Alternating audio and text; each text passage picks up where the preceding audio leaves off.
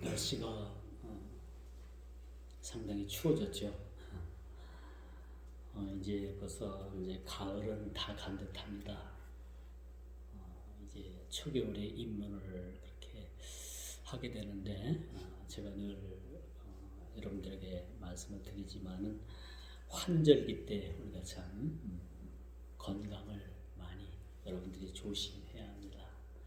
환절기가 사실 아주 추워도 우리가 잘 견디고 아주 더워도 잘 견디는데 계절이 바뀔 때쯤 되면은 우리 몸이 적응을 하는데 참 어려움이 많아요.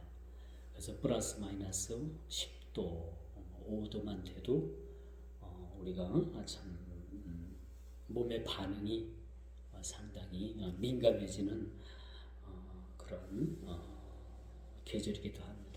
이렇게 환절기 때 여러분들이 또 감기도 조심하시고 여러 가지 또 우리가 질병도 우리가 잘 관리를 잘 하셔야만 될 것 같습니다. 아무쪼록 오늘 우리가 거룩한 주일을 통해서 우리가 함께 주님을 뵙게 돼서 또 여러분 모두를 뵙게 돼서 참으로 감사한 마음으로 말씀을 전하도록 하겠습니다. 오늘 이 본문 말씀을 통해서 구원을 통한 이스라엘의 회복이라 그런 말씀이죠. 우리가 이사야서 전반부 후반부로 그렇게 나누어지게 되는데 이사야서 후반부는 계속되어지는 그런 선지자의 이스라엘에 대한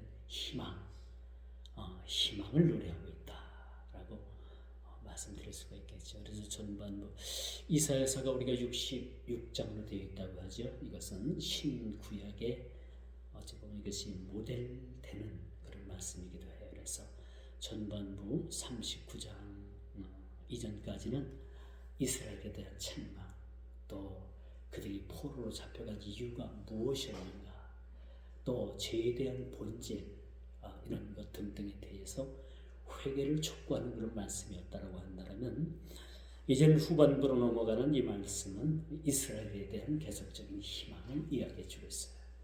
너희가 이제 포로에서 돌아와서 이제는 너희들이 새 예루살렘에서 하나님을 찬양하게 될 것이고 성전이 해파되었고 그 해파되었던 성전이 다시 성전이 세워질 것이다 라는 것을 그렇게 말씀해 주고 있죠. 우리 신앙인은 성전 중심으로 그렇게 신앙생활을 합니다. 다시 말씀드리면 우리 성도들은 교회 중심적인 삶이 매우 필요하다고 볼 수 있어요. 그래서 우리가 물론 사회생활도 하고 직장생활도 하고 또 젊은이들은 군생활도 하지만은 그 무엇보다도 우리가 참으로 교회 중심으로 또 하나님 중심으로 말씀 중심으로 산다는 것은 우리 개혁주의의 근본이라고도 그렇게 말씀드릴 수가 있는 것이죠. 자, 그러므로 하나님께서는 이제 포로 되었던 이스라엘, 지금 현 시점에 이스라엘이 어떻습니까? 큰 고난을 겪고 있어요. 지금 가자 지구에서 지금 전투가 벌어지고 또 이스라엘군이나 또 팔레스타인 주민들이나 참 이렇게 그 전쟁의 그 포성 속에서 그렇게 많은 인명들이 그렇게 살생되고 한다는 것은 참 이것은 분명히 누가 봐도 참 가슴 아픈 일이 아닐 수가 없다. 이것이 그들이 테러였던 간에 또 이스라엘로 봐서는 그것이 참으로 전쟁을 치르지 않으면 안 되는 그런 상황이라고 할지라도 이것은 분명히 사람을 죽고 죽이는 그런 상황이기 때문에 참 우리 모두에게 참 마음 아픈 일이고 속히 이런 전쟁이 끝났으면 좋겠다라는 생각을 가져봅니다. 사실 이 전쟁이 이 다윗 시대 때부터 이런 전쟁이 계속 되어졌죠. 물론 그 위에 사울 때도 이렇게 블레셋과 또 전쟁, 또 다윗이 전쟁터에 나갔던 그 전쟁터가 그 블레셋과의 그런 싸움이었죠. 뭐 이것은 정통적이진 않지만은 그래도 블레셋이라는 그런 민족이라고 볼 수 없고 하나의 족속이라고 봐야 되겠죠. 그 블레셋은 PLO라고 합니다만 국가를 형성한 적이 한 번도 없어요. 그들이 가나안 땅에서 살았지만은 국가적인 개념으로 산 나라가 아니에요. 그런 민족도 아니고 하나의 족속이었다라고 평가를 내리는데, 이게 계속해서 구약에서 봐도 계속해서 그런 큰 싸움들이 지금까지 그것이 실현되고 있다라고 우리가 봐야 되겠죠. 자, 그래서 어쨌든 간에 현재를 사는 우리들, 또 우리 블레셋의 팔레스타인의 조상들인 그 블레셋 족속들, 이걸 우리가 또 성경을 어떻게, 이것을 우리가 성경적 관점에서 어떻게 이것을 봐야 되는가라는 것도 우리가 또 하나의 우리 오늘을 사는 사람들의 몫이라고 봐야 되고요. 또 앞으로 이 전쟁이 또 어떻게 흘러갈 것이고, 그 이스라엘 사람 중에서 한 사람이 그 TV 인터뷰를 하는데 그런 말을 하더라고요. 이렇게 테러가 자행이 되고 이런 전쟁 속에서 어떻게 우리가 행복을 추구하면서 살 수가 있겠는가? 이것은 우리 행복한 삶이 아니다. 우리 자식들이 살아야 될 이 땅에 이렇게 이러한 전쟁이 있다는 것은 불행한 일이 아닐 수밖에 없다라는 것을 그렇게 참으로 토로하는 모습을 봤어요. 어쨌든 전쟁은 이 땅에서 있어서는 안 되는 그러한 참혹한 것이라고 말씀드릴 수가 있습니다. 이뿐이겠습니까? 러시아가 또 우크라이나를 침공을 해가지고 지금도 많은 젊은이들이 죽어가고 있고요. 많은 사람들이 그렇게 죽어가고 있는 모습을 우리가 보게 됩니다. 제가 왜 이렇게 저도 이렇게 장황하게 이 말씀을 드렸냐면은 54장 1절이 바로 그런 거예요. 이스라엘 백성들은 포로로 끌려갔고 남자들이 많이 죽었어요. 그래서 이스라엘에게는 이젠 그들이 비록 적국으로 끌려간 노예 생활이었지만 그런 남편을 지는 미망인들이 많이 있었다는 거예요. 그렇기 때문에 이사야 선지자는 이런 분들 참으로 사회적으로 보호받아야 되고, 그렇죠? 관심의 대상인 이 사람들, 이분들을 통해 가지고 이사야 선지자가 특별히 이분들에게 그런 희망의 메시지를 그렇게 전해주고 있음을 우리가 보게 되는 거죠. 잉태하지 못하며 출산하지 못한 너는 노래할지어다. 산고를 겪지 못한 너는 외쳐 노래할지어다. 라고 이렇게 1절부터 이렇게 시작이 되잖아요. 이것은 순전히 위로의 말씀입니다. 위로의 말씀. 어떻게 보면 선지자는 오늘날 교회는 어떻게 보면 그 세상에 죄로 인해서 억눌리고 억압받고 죽을 위기에 놓이는 자들에게 어떻게 하면 희망의 메시지를 전할 것인가, 어떻게 하면 저들을 그 지옥의 나라에서 그 희망의 나라인 천국으로, 하나님 나라로 옮겨 놓을 것인가라는 것이 오늘 우리 먼저 믿는 우리 성도들, 우리의 몫이고 우리의 하나님께서 주신 지상 명령이라는 거죠. 왜 저들을 먼저 믿게 했습니까? 왜 먼저 우리를 예수를 알게 했습니까? 세상에 아직도 많은 영혼들이 그런 지옥의 나락으로 떨어지는 그런 사람들이 많이 있습니다. 저들에게 가서 하나님의 복음을 전하는 것이 우리의 사명이라고 말씀드릴 수가 있습니다. 오늘 선지자의 사명이 뭡니까?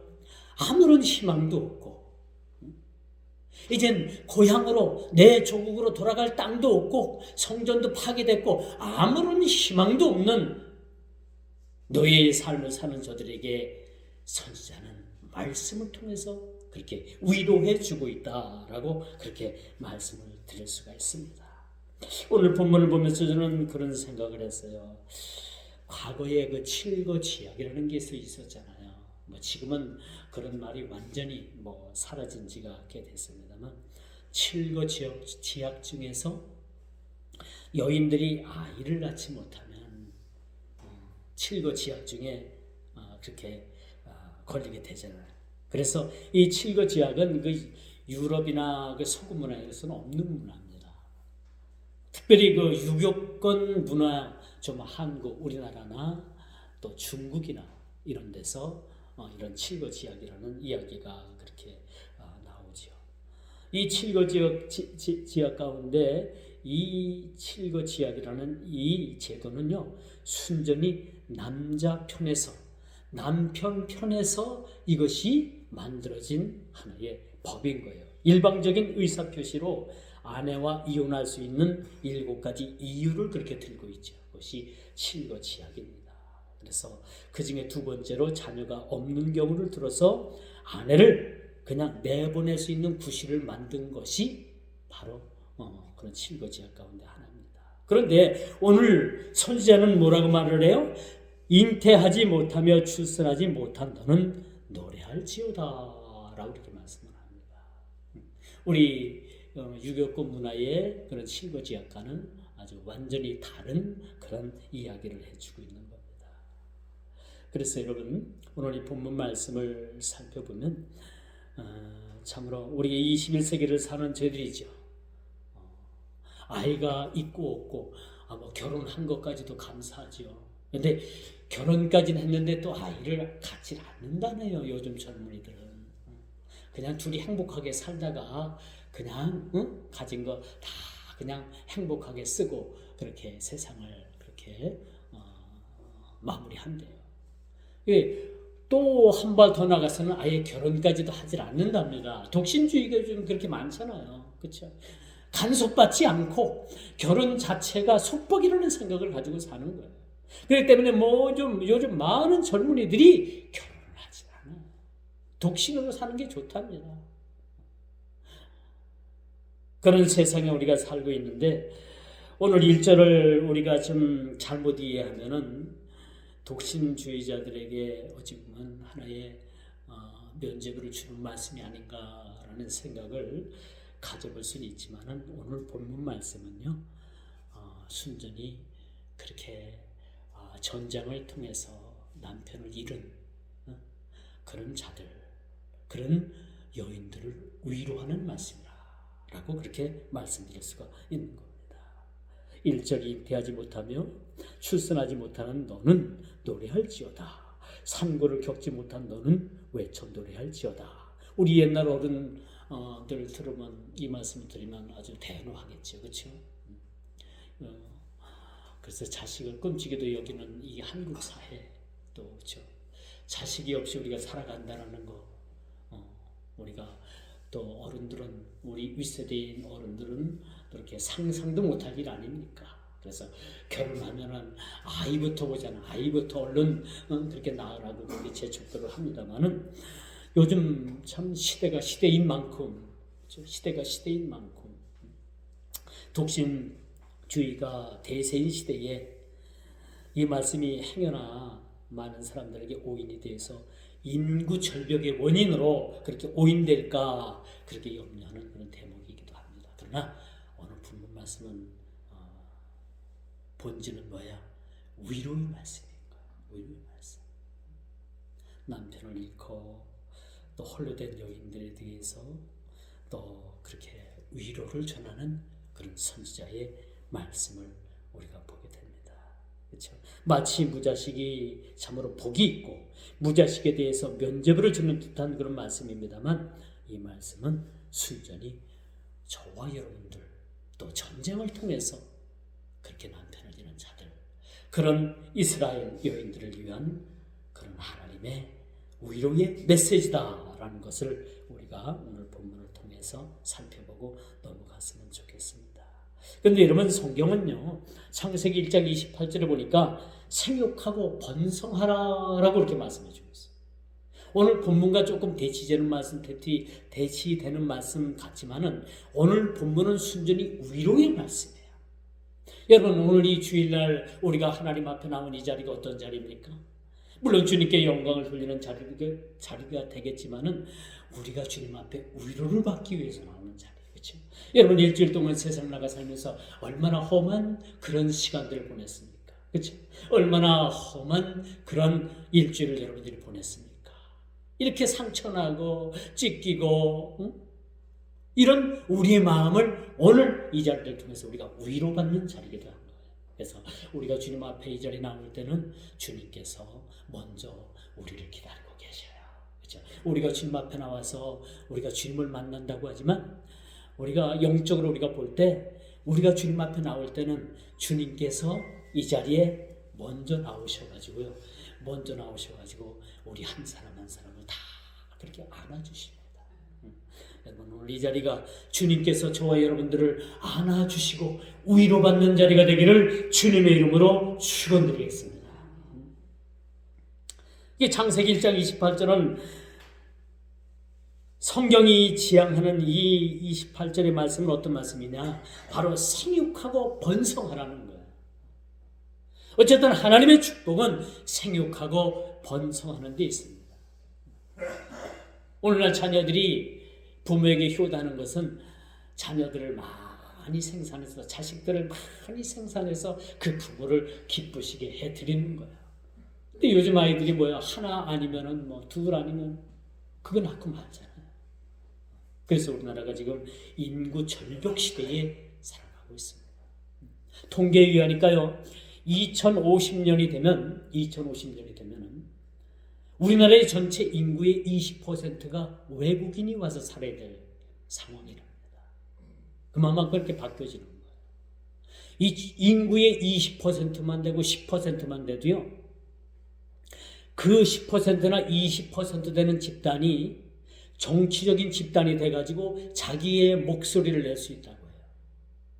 예를 들어가지고 이 이슬람권이 한국에 들어와서 이슬람 그 인구가 10%만 돼도 우리나라의 정치에 우리나라를 그렇게 이끌어가는데 상당한 영향력을 미친다고 합니다. 과거 예전에 여러분 이태원에 1,500평이 넘는 그런 큰 땅을 이슬람에게 내어줬어요. 무상으로 내어줬어요. 여러분 이태원 가게 되면은 모슬렘 그 사원이 아주 서 있습니다.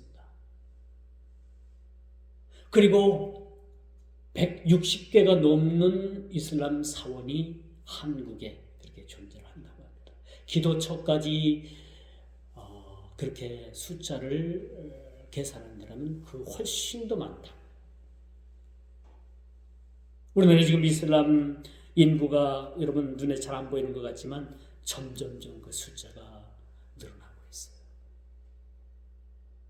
이건 상당한 그런 사회에 심각한 영향을 미칠 수 있습니다. 프랑스가 여러분 모슬렘이 10%가 인구가 넘어요.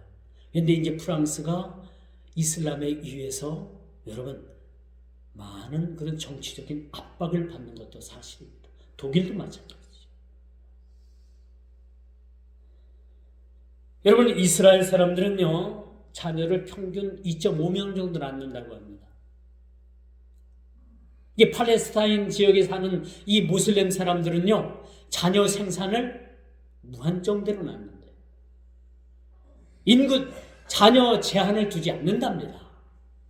그러니까 이 이슬람은 지금 폭발적으로 지금 막 인구가 늘어나고 있어요. 그들 스스로가 포교 활동하지 않아도 그들은 인구가 막 그냥 많이 늘어나는데 우리 유럽을 비롯해서 우리 한국 이쪽 거는 지금 상당히 인구 절벽시대에 살아가고 있습니다. 어쨌든 여러분 성경이 지향하는 것은요 생육하고 번성하는 겁니다. 이것이 하나님의 문화명령인 거예요. 생육하고 번성하라. 여러분 자녀들 또 자손들에게도 여러분들이 그런 축복을 해야 됩니다. 자녀들 많이 낳아서 생육하고 번성하거라. 하긴 또 요즘부터 환경이 또 너무 또 어렵기 때문에 많이 낳아서 키우는 것도 그렇게 참 뭐라고 많이 낳으라는 소리도 할 수 없는 그런 우리가 시대에 살아가고 있지만 그래도 여러분 성경적으로 우리 기독교적으로 볼 때는요 생육하고 많이 다산을 하는 것이 성경적인 거야. 성경적이라고 말씀드릴 수가 있습니다. 자 오늘 본문으로 다시 돌아와서 오늘 본문을 다시 한번 살펴봅니다. 오늘 본문은 사회적 약자의 모습에서 비춰진 그 시대상을 우리가 보게 되는 겁니다. 어쨌든 이 사회적으로나 모든 면에서 약자들이 보호를 받아야 되죠. 그렇죠?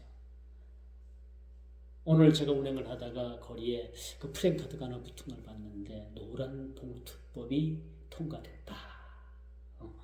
그런 플랜카드 축하 축하 그 봉투 프랜카드가 붙었더라고요. 그 노란 봉투법 내가 다 자세히는 알 수 없지만은 이것이 또한 이제 정치적으로 상당히 얽히고 설켜서 기업하는 사람들한테는 이것이 옥죄는 법이고 또 노동자들에게는 이것이 상당히 좀 기득권을 취할 수 있는 그런 법이라고 제가 알 수 있습니다. 그 노란 봉투법 가운데 하나가 자기 가족들 그래서 족벌 그 직장이 그렇게 직벌 그러니까 내 예를 들어서 제가 어느 A 직장을 들어갔다면 내 자식까지도 그 직장을 한 직장을 들어갈 수 있는 그런 법이라고 합니다. 그래서 이것이 상당히 노동자 입장에선 잘된 일이니 아닌지는 알 수 없지만 참으로 또 오류도 있을 수 있다라는 생각을 가져요. 저는 정치인이 아니기 때문에 여기까지만 제가 말씀을 드립니다만 어쨌든 염려되는 부분들도 있고요. 운동권 가운데 있는 그런 노동자들에게는 이것이 희소식일 수도 있겠지만은 일단이 있다라는 생각도 한번 가져봅니다. 사회 약자에서 본 그런 이스라엘에 비춰진 이 시대상을 우리가 보게 되면 이스라엘은 멸망을 했잖아요. BC 586년에 바벨론에 의해서 남유다가 최종적으로 멸망을 당합니다. 그 멸망을 당할 뿐만 아니라 그들이 철저하게 죽임을 당하고 나머지 사람들은 다 끌려가고 그들이 성전 중심으로 그렇게 살아왔던 그 성전이 완전히 벽돌 위에 벽돌 하나 남지 아니하도록 다 망가뜨리고 성전이 완전히 망가졌어요. 완전히 무너졌습니다. 이걸 뭘 뜻하느냐? 이것은 그들이 한마디로 망했다. 요즘 말로 말하면 망한 거죠. 나라를 잃어버린 것뿐만 아니라 망한 겁니다. 여러분 이스라엘 백성들이 그렇게 참으로 그렇게 포로가 돼서 그 지구 곳곳 여러 나라를 떠돌아다니다가 1948년 5월 14일에 이스라엘이 건국이 되잖아요. 건국이 된 지 일주일 만에 전쟁을 치릅니다. 왜 잘 사는 블레셋 사람들을 팔레스타인들을 내쫓고 그 자리에 너희들이 들어와 사느냐 해가지고 그 이집트, 사우디 여러 주변 국가가 이스라엘을 건국한 지 일주일 만에 그렇게 전쟁을 통해서 쳐들어왔어요. 그런데 여러분 놀라운 사실은 이렇게 나라의 그런 재정이나 국가의 어떤 존립이나 이런 제도가 정착되기도 전에 그 주변국들을 다 전쟁을 통해서 그렇게 무찌렀다는 사실들을 우리가 보게 됩니다. 이스라엘의 멸망은 백성들의 고달픈 삶 너머 속에서 홀로 된 그런 많은 사람들에게 대해서 하나님은 그냥 치우치지 않으신 거예요. 지나가지 않으셨어요. 그래서 여러분 하나님은요 참으로 이 땅에 홀로 된 자, 또 보호받아야 될 자들 이런 자들에서 특별히 하나님의 관심은 이 성경 곳곳에 그렇게 쓰여져 있음을 우리가 보게 됩니다.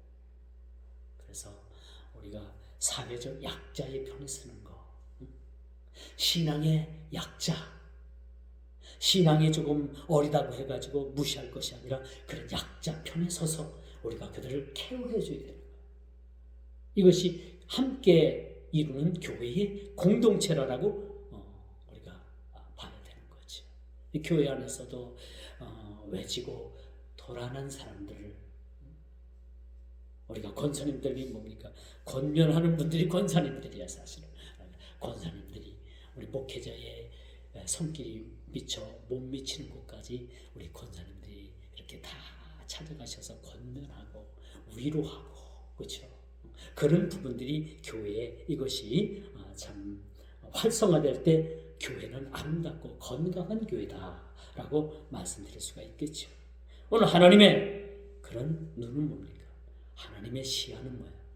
이스라엘 백성 중에서도 그렇게 홀로 된 그런 연약한 자들을 우리 하나님께서 간과하지 않으셨다는 거예요. 그래서 이사야 선지자를 통해 가지고 말씀을 주고 있죠. 말씀을 주고. 이러한 조국의 암울한 현실 속에서도 선지자로 하여금 남아있는 자들, 포로로 끌려가지고 얼마나 고생을 하고 있습니까? 적국에 가서 대접받고 사는 게 아니었어요. 포로로 끌려갔다는 것은 아주 비참한 노예 생활을 하게 되는 거죠. 엄청난 그런 현실 속에서, 이 비참함 속에서 살아가는 그런 백성들에게 희망을 줘야 되겠는데 어떤 희망을 줘야 되는가? 오늘날 우리 교회도 여러분 희망이 되어야 되는 거예요. 이 사회에, 이 국가의 희망이 되어야 됩니다. 저는 한 국가의 흥망성쇠가 교회에 달렸다고 생각을 합니다. 분명한 겁니다. 그런데 오늘날 이 교회마저도 이 영향력을 잃어버린다면 이 사회를 누가 구원할 것입니까? 이 국가는 누가 구원할 것입니까? 여러분 뭐니 해도요, 여러분 뭐 교회가 타락을 하고 교회가 뭐 또 자꾸 뭐 세상 사람들에게 구설수에 올라 있어도 여전히 교회는 세상의 희망이 돼요. 그리고 여전히 세상을 향해서 희망을 가지고 나가는 것이 오늘날 교회입니다. 경찰서 10개 세우는 것보다 교회 하나 세우는 게 여러분 훨씬 더 범죄율이 낮아지는 거 여러분 알고 계십니까? 오늘날 교회가 세상 사람들로부터 지탄받고 손가락질 받는다 하더라도 여전히 교회는 교회인 거예요. 교회를 통해서 그렇게 타락된 세상을 구원할 수 있는 것은 오직 교회밖에 없다는 것을 우리는 너무나도 잘 알고 있는 거죠.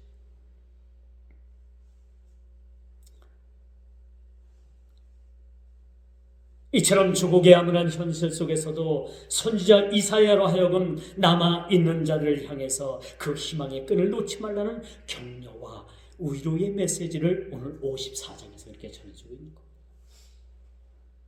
지금 지구 곳곳마다 전쟁의 기운이 그렇게 여러분 심화되고 있음을 보게 됩니다. 늘 우리가 염려하는 것이 중동의 화약고가 지금 저마일로에 있잖아요. 언제 그렇게 크게 터질지 몰라요.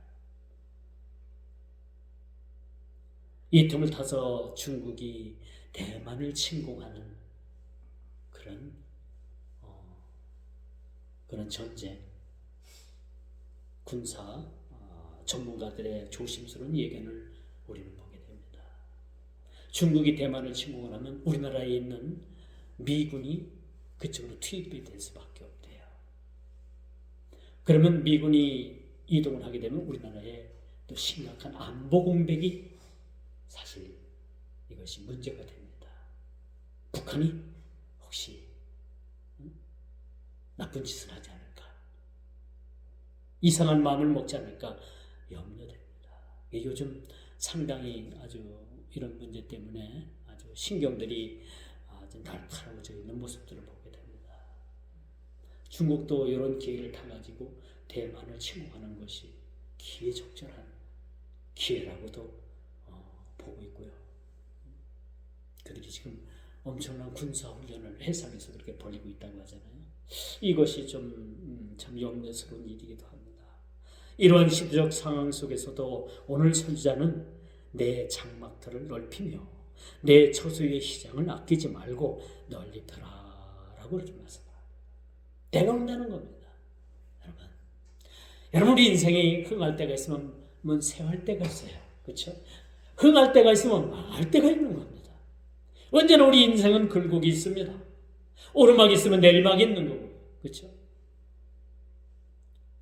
죽을 위기가 있으면 그 위기를 지나고 난 다음에는 반드시 살 소망을 하나님께서 우리에게 주시는 겁니다.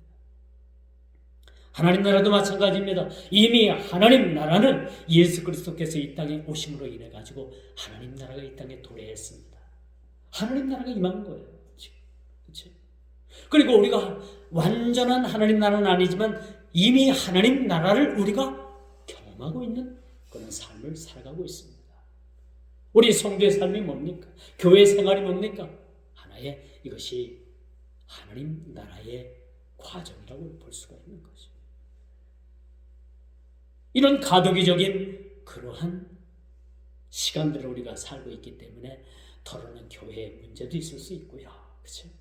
더러 우리 개인적으로 문제가 있을 수도 있고 우리 개인적인 신앙의 문제가 있을 수도 있고 이것이 다 가도기적인 문제라 그런 것이라고 우리가 볼 수가 있겠죠. 그러면 하나님 나라가 이 땅에 완전히 도래했을 때 하나님 나라가 완전히 임했을 때는 이제는 뭐요? 모든 영적인 고갈, 영적인 갈급함, 모든 이 고갈의 시대가 끝이 납니다.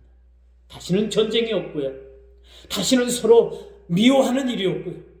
다시는 서로 싸우는 일이 없고 하나님 나라가 임하게 될 것이라는 것이죠. 그러므로 우리가 그때까지 그때를 위해서라도 오늘 우리가 지구에 종말이 온다 하더라도 한 그루의 나무를 심겠다라고 하는 네덜란드의 아주 유명한 철학자 스피노자를 우리가 알고 있잖아요. 한 그루의 사과나무를 심겠다라는 그런 희망적인 그런 삶이 우리에게 필요하지 않겠는가라는 말씀을 드릴 수가 있습니다. 그래서 여러분 이것은 내가 해야 할 일이 무엇인가라는 것을 선지자가 우리들에게 보여주는 말씀해주는 의지적 표현이라고 그렇게 말씀드릴 수가 있는 거예요. 그래서 오늘 이 선지자의 말씀을 듣고 우리는 어떤 삶을 살아야 될 것이며 어떤 우리가 의지적인 삶을 살아야 될 것인가 이 말씀 속에서 우리의 인생의 우리 신앙의 목표를 다시 한번 재설정해야 될 필요도 있지 않겠는가 라는 생각을 가져보게 되는 겁니다. 오늘 이 본문 말씀은 이스라엘의 회복에 대한 예언인과 동시에 영적 이스라엘에 대한 계시의 말씀이기도 하죠. 우리 하나님께서는요 이스라엘에 대해서 회복의 말씀을 주고 계십니다. 이 말씀이 백성들에게 전해질 때는 여전히 그들은 포로의 삶에서 벗어나지 못하고 있었던 때입니다. 그들이 조국으로 돌아가지 못하고 있었던 때예요. 그러나 페르시아 고레스 왕을 통해서 이젠 뭡니까? 그들을 1차, 2차, 3차에 걸쳐서 그들을 고토로 돌아가게 하는 그런 하나님의 축복을 그 이방 왕을 통해서 그렇게 시행하고 있음을 우리가 보게 되는 것입니다. 그래서 여러분 왜 하나님께서 이스라엘에 대한 회복을 말씀하고 계시는가? 이 회복은 이스라엘 백성들이 다시 자기 땅으로 돌아가는 그것도 중요하지만은 이 이스라엘의 회복에 대한 근본적인 궁극적인 목적이 뭔가? 하나님의 구원의 계획과 섭리 속에서 주님께서 이 땅에 완전한 구원의 계획을 실현하는 것입니다. 구원의 완성을 위해서 저와 여러분들이 나아가고 있는 거죠. 저 여러분들은 구원받았습니다. 구원받은 사실에 대해서는 죽어도 의심이 없지요. 그러나 우리 주님께서 이 땅에 다시 재림하심으로 인해 가지고 완전한 구원이 이 땅에 실현된다는 사실들을 우리가 보게 되는 것이죠. 이런 언약 안에서 이런 구원이 예정되어 있다는 사실에 대해서 오늘 이사야 선지자는 아직 고토로 돌아가지 못한 그 백성들을 향해서 희망의 메시지를 그렇게 전해주고 있다는 사실을 보게 되는 겁니다. 그래서 우리 성경을 읽을 때 성경의 과거의 일들도 우리가 과거의 역사도 오늘 현실처럼 볼 수 있는 안목이 우리에게 필요한 거예요. 오늘의 현실도 우리가 영적인 안목을 가지고 볼 필요도 있고요. 앞으로 되어질 성경의 모든 예언된 일들, 앞으로 되어질 모든 역사도 우리가 오늘의 현실에 눈을 가지고 이것을 바라볼 수도 있는 그런 또 눈도 우리에게 사실 필요하다는 겁니다. 여러분 구원의 서정이 구원의 완성이 하나의 거대한 틀이라고 우리가 보게 되는 거죠. 9가지 그 틀 가운데서 우리가 하나하나 이루어지고 있는 그런 모습들을 보면서 이제는 우리에게 주님 오실 날이 가깝겠구나 라는 생각을 가져봅니다. 날짜는 아무도 몰라요. 그러나 분명한 것은 오늘 하루가 가고 나면 주님께서 그 하루 빨리 오실 날이 다가온다는 거지요. 주님 오실 날 뿐이겠습니까? 우리 개인적으로 우리가 종말을 맞이할 날도 가까이 오고 있지 않습니까? 가능하면 여러분 모두가 주님 재림하시는 날 모두가 다 살아서 주님을 만나 뵐 수 있는, 주님을 환영하고 모셔드릴 수 있는 저와 여러분들 되기를 주님의 이름으로 축복합니다. 그렇지 못하더라도 우리 개인적인 종말을 통해서 우리는 마지막을 준비하는 것이 좋아요. 여러분 100년 여러분이 이 땅에 살아갈 것 같죠? 1500년 이 땅에 살아갈 것 같죠? 아니에요. 우리 인생 짧습니다. 순서가 있게 오지만은 갈 때는 순서 없이 갈 수도 있는 거야. 그렇죠? 그렇습니다. 그렇기 때문에 우리가 개인적인 종말도 우리가 잘 준비해야 되는 거예요. 사실은 이게 필요합니다. 우리가 신앙생활을 잘한다는 것은요, 마지막 종말, 나의 종말을 어떻게 구할 것인가라는 그런 준비가 사실 상당히 필요한 거죠. 이게 우리에게 준비가 필요합니다. 이것이 연세 많이 드신 분에게만 해당되는 건 아니에요. 저를 비롯해서 우리 모두에게 다 필요한 말씀이라고 볼 수가 있는 것입니다. 이제 황폐한 성읍들이 번성한 도시로 세워지게 됩니다. 이것은 이스라엘의 회복을 이야기해 주고 있어요. 궁극적으로는 우리 주님 다시 재림하시는 그때가 완전한 하나님의 나라가 완성된다는 사실을 우리가 보게 됩니다. 뉴스를 들어보니까요, 이스라엘 총리와 어느 그 방송국 기자가 대담을 했더라고요. 전화로다가 대담을 했는데 이스라엘 총리가 그런 얘기를 해요. 우리 이스라엘은 아직도 완전한 독립을 하지 못한 그런 나라라.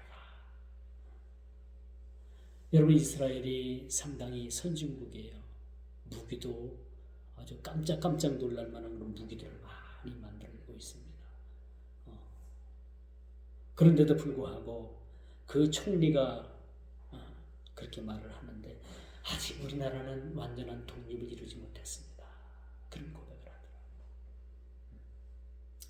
그 총리는 완전한 독립을 팔레스타인 지역에서 다시는 테러가 없고 이제 국가를 형성하고 행복한 그런 나라를 원하는 것 같지만 사실은 이스라엘의 완전한 독립은 주님 오시는 거예요.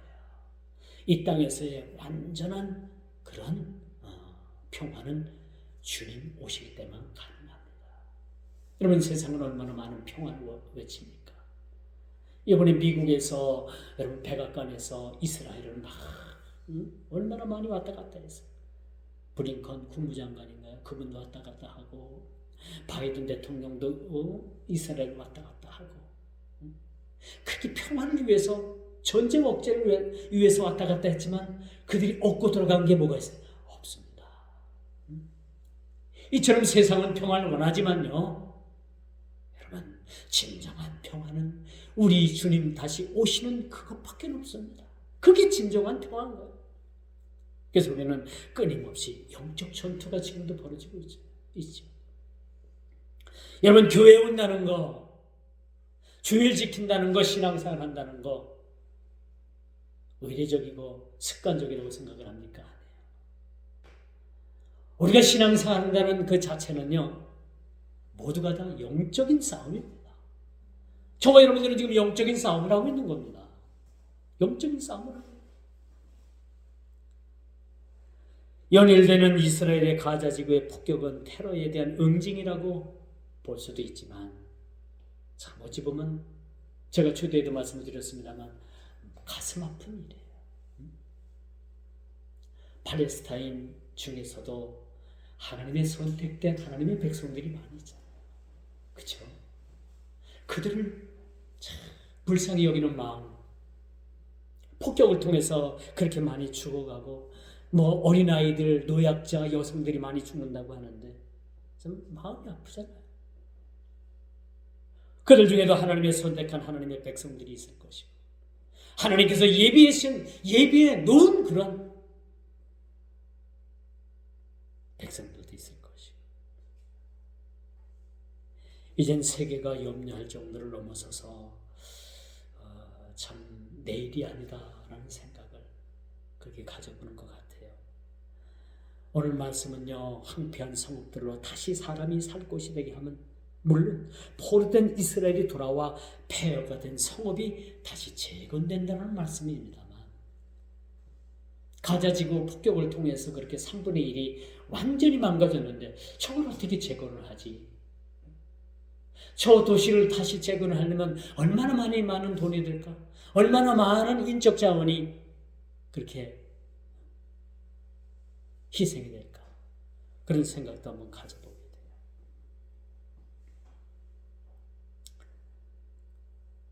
그러나 하나님께서 분명한 것은 이스라엘의 회복을 말씀하고 계십니다. 이 54장 전체는 이스라엘의 회복을 말해주고 있는 거예요. 다시 성전이 재건되고 다시 거기서 하나님을 찬양하는 예배가 회복이 되는 그러한 회복의 노래를 말씀해주고 있다는 거죠. 그래서 영적 회복의 상징성뿐만 아니라 하나님께서 모든 인간의 치부를 드러나게 하시고 그것을 치료하신다 라는 말씀을 드릴 수가 있겠죠. 그러므로 인간의 치부와 허물을 덮으시는 하나님이십니다. 하나님은요, 우리 인간의 치부를 막 드러내게 하시는 게 아니라 하나님은 덮으시는 하나님이야. 덮으시는 하나님. 우리의 치부를 다 드러내놓고 이것을 하나하나 조목조목 따지는 하나님이라면 저와 여러분들 중에는 한 사람도 하나님 앞에 설 사람이 없어요. 하나님은 사랑이시기 때문에 가능하면 우리의 모든 치부를 다 덮으시려고 합니다. 덮으시려고. 그리고 두려워 떨고 있는 백성들을 향해서 두려워 말라 라고 이렇게 말씀합니다. 내가 숙치를 당하지 아니하겠다라고 말씀해주고 있습니다. 더 이상 너희들이 이젠 적국에서 부끄러움을 당치 않겠다라고 하나님께서는 선지자의 입을 통해서 그렇게 백성들을 위로해주고 계십니다. 현 시대를 사는 이스라엘은 늘 테러의 공포 속에서 살아가고 있다고 합니다.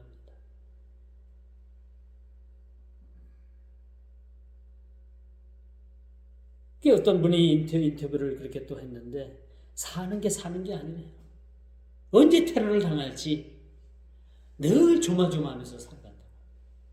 제가 이번에 이스라엘 갔는데 그것도 좀 이스라엘은 좀 평화로운 모습이 있더라고요. 평화로운 모습이 있었는데 그 지역이 딱딱 구분이 돼요.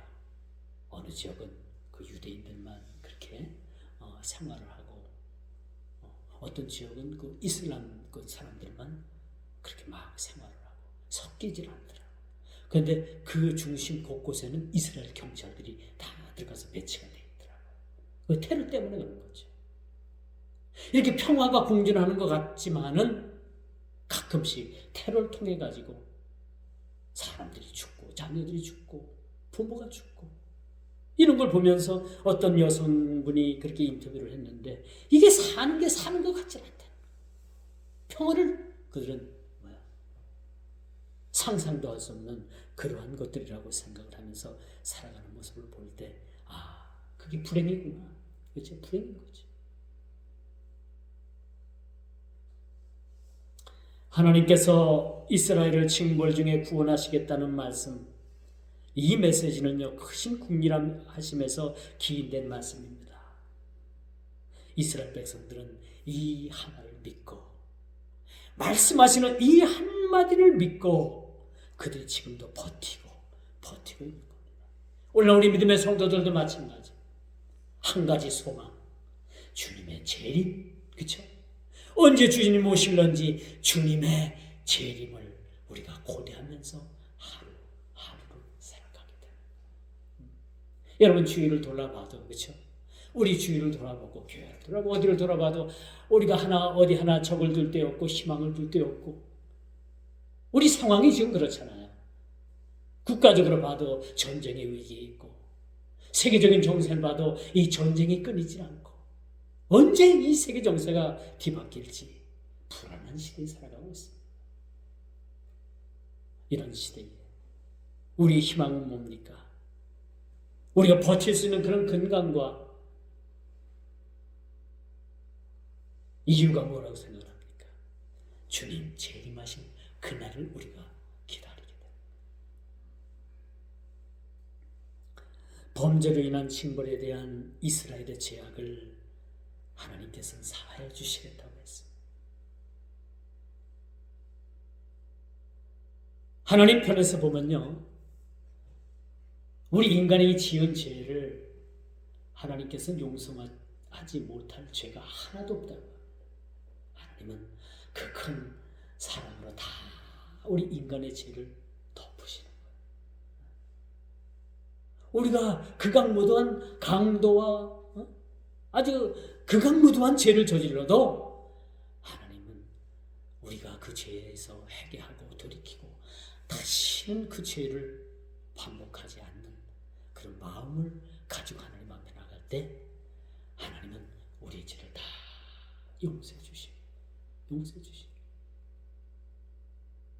크고 작음을 떠나서 다 용서해 주신다는 사실을 보게 되는 거지.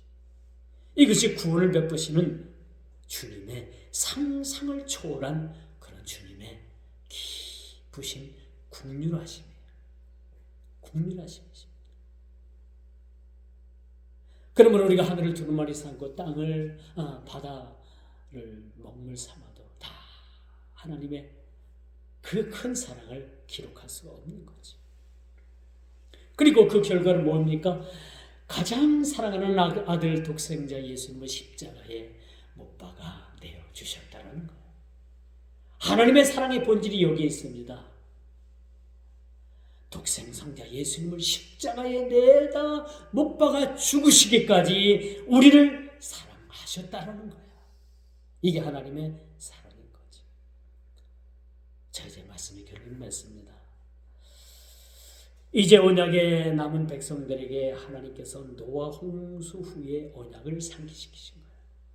54장 후반절에 보면 이제 노아의 홍수 사건을 이야기하면서 무지개를 징표로 삼고 다시는 불로 너희를 심판하지 않겠다 라는 말씀을, 오늘 본문 말씀을 그렇게 비유하면서 하나님께서는 그렇게 약속을 합니다.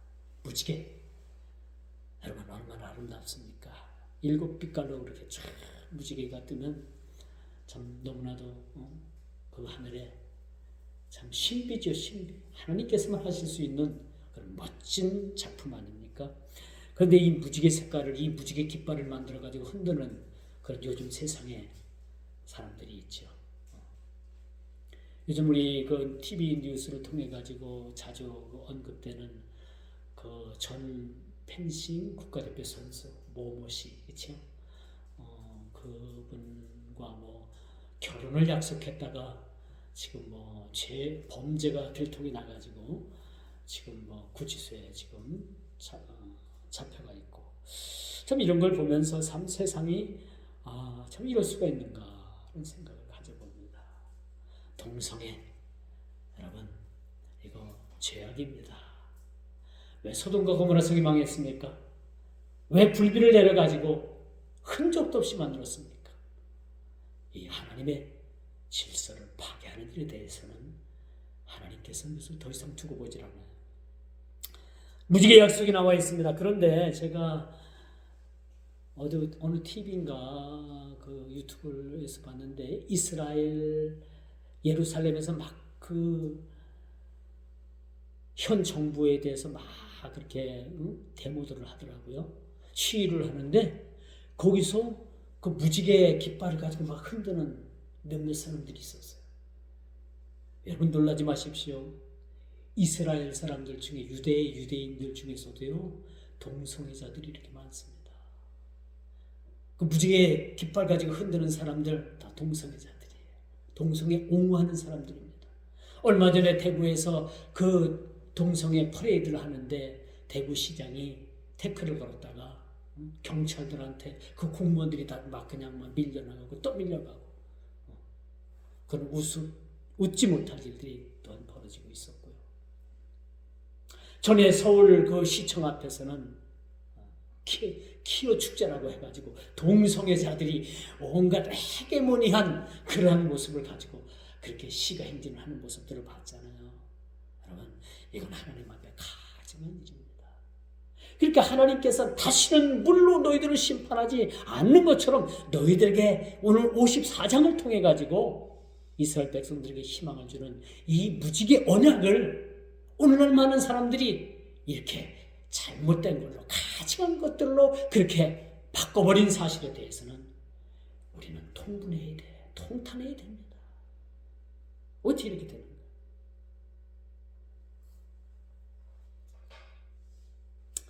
이제 결론은 그거예요. 하나님께서는 이스라엘의 죄를 다시는 묻지 않겠다는 거예요. 죄로 인해 가지고 너희들을 다시는 그런 노예의 삶, 그런 삶으로 내몰지 아니하시겠다는 거예요. 이 말씀이 오늘날 우리가 사는 21세기를 사는 저와 여러분들에게 주시는 말씀이에요. 우리가 설령 잘못했어도 우리가 회개하고 다시는 그 죄에서 돌이켜 같은 죄를 반복하지 않는 그런 삶을 살아가길 원하는 백성들에게 그렇게 주시는 하나님의 말씀인 거예요. 심지어는 죄를 지었음에도 불구하고 하나님의 무조건적인 은혜가 이 땅에 임했다라는 사실을 우리들에게 가르쳐주고 있습니다. 왜? 하나님은 신실하신 하나님이시기 때문에 그런 거예요. 어찌 우리가 이 좁은 마음으로 하나님의 그 큰 마음을 헤아릴 수가 있겠어요? 그렇죠? 나 같은 사람도 구원받았단 말인가? 우리가 천국 가면요 가장 놀랄 일이 그거 같아요. 지금 저와 여러분들은 뭐예요? 내가 이렇게 해가지고 물론 구원받습니다. 천국 갑니다. 근데 가끔 그런 생각 들 때가 있잖아요. 내가 이래가지고 하나님 자녀가 될 수 있다는가? 자녀가 됩니다. 천국 가서 놀랄 일이, 내 자신에게 놀랄 일이 뭐냐? 나 같은 사람도 구원받았단 말인가? 바로 그거죠. 바로 그겁니다. 그 이유는 하나님은 신실하시기 때문에 그 신실하신 약속, 구원의 약속을 하나님은 손해가 나더라도 그 구원의 약속을 이루어가고 계시기 때문에 우리가 그런 희망을 갖게 되는 겁니다. 그 내면에는 하나님의 긍휼하심이 있는 거예요. 불쌍히 여기고 그 은혜로 말미암아 우리가 살아갈 수 있도록, 고백할 수 있도록 하나님께서 우리에게 은혜 주신다는 사실들을 믿으시기를 주님 이름으로 축원드리겠습니다. 기도합니다. 주님 감사합니다. 오늘도 이사야 54장에 주어지는 참으로 노예되고 나라도 없고 그렇게 70년 가까이 노예 생활을 하는 그 이스라엘 백성들에게 주시는 하나님의 희망의 메시지임을 이 시간도 말씀을 통해서 살펴볼 수 있었습니다. 오늘을 사는 저희들에게도 하나님 이 귀한 희망의 메시지가 주님 오시는 그날까지 참으로 희망의 메시지로 우리가 이 땅을 살아가는데 부족함이 없도록 우리의 희망이 되게 해주시고 하나님의 긍휼하심을 우리가 맛보는 귀한 계기가 되게 해주시고 하나님의 크신 사랑하심을 우리가 몸소 경험하고 체험하는 우리 모든 백성들이 다 되게 하여 주옵소서. 예수님의 이름으로 간절히 기도드리옵나이다. 아멘.